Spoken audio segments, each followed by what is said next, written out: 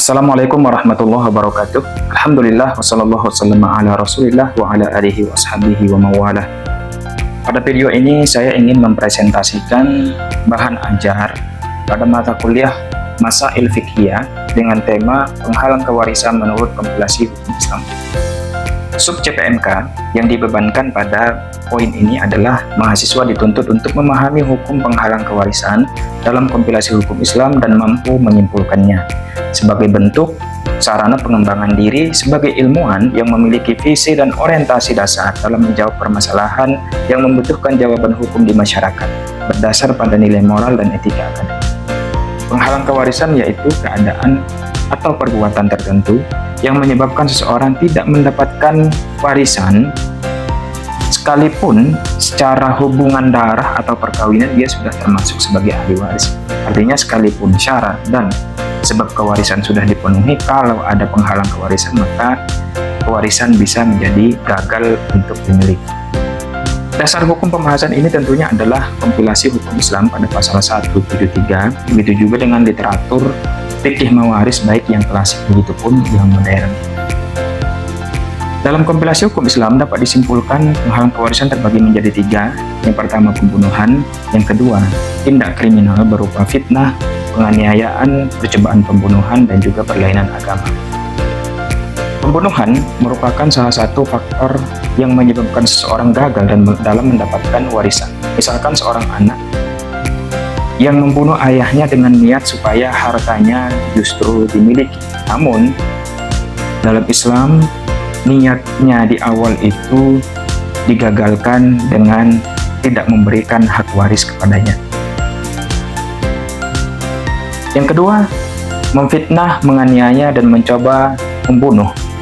Ini merupakan penghalang kewarisan yang hanya terdapat dalam kompilasi hukum Islam sebagai bentuk pengembangan pemikiran para ulama yang menganalogikan fitnah, penganiayaan, dan percobaan pembunuhan kepada membunuh itu sendiri. Namun, secara akademis ini masih perlu untuk diteliti kembali apakah bisa dianalogikan kepada pembunuhan atau tidak. Kemudian, perbedaan agama juga merupakan salah satu penghalang kewarisan. Misalkan seorang ayah yang berstatus sebagai Muslim, seorang anak yang berstatus sebagai Kristen, maka keduanya tidak saling mewarisi. Pun sebaliknya, seorang ayah yang berstatus sebagai Kristen, seorang anak yang berstatus sebagai Muslim tidak saling mewarisi.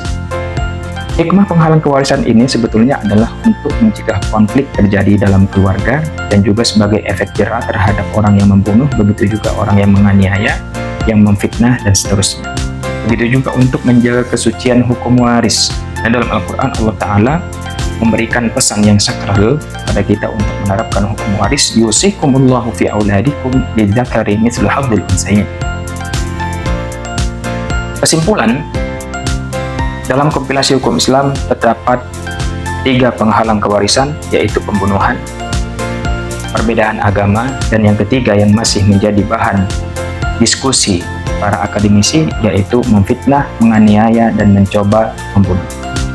Referensi dalam bahan ajar ini, yang pertama kitab Takmilah Zubdatil Hadis yang ditulis oleh Muhammad bin Salim bin Hafidh, kemudian I'anatul Talibin yang ditulis oleh Syekh Al-Allamah Al-Bakri Syata, kemudian Tuhfatul Muhtaj yang ditulis oleh Ibnu Hajar Al-Haytami, kemudian fitnah sebagai penghalang hak waris ditinjau dalam Maqasid Syariah yang ditulis oleh kami sendiri dalam repositori Uinsus Karyau dalam bentuk tesis. Penutup, penghalang kewarisan bukan hanya sekedar sanksi hukum, melainkan cerminan nilai keadilan, moral, dan perlindungan jiwa dalam hukum Islam. Sekian, terima kasih. Wassalamualaikum warahmatullahi wabarakatuh.